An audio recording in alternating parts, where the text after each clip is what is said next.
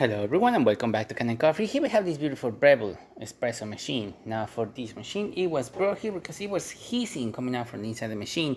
And that was because one of the O-rings located right here on the steam roller was leaking. So we had to replace all of them to prevent any kind of leaks as well. We tested this machine out, made sure with the cover open and made sure there were no other additional leaks or nothing else. And we didn't find any. So yeah. All we did on this machine was just to replace those O-rings. So let's do a nice shot of espresso using our grind. It's going to be on 22 and we're using a very old coffee as well. So hopefully we get to see good crema coming out of the machine. I am going to get a cup right now while this steam up. There you go. Perfect. Go right there. Let me use the hot water so I can warm up my cup as well. There we go. As you can see, my water is working the way it's supposed to. Nice stream. Excellent temperature as well. Working excellent. Let me use a little bit of steam to use some of that. Perfect.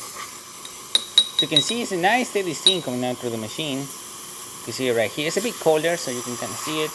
There you go. Nice steam. See that? Beautiful. And now that our cup is ready, we can do our shot. Hopefully the coffee is in good condition and hopefully the setting is perfect for this machine. Otherwise you're going to see drip coffee or coffee barely dripping. Now this machine takes approximately 8 to 6 seconds, depending on the user settings, to pre-infuse the shot, and once it passes that mark, it will push out water through the group head and extract our coffee.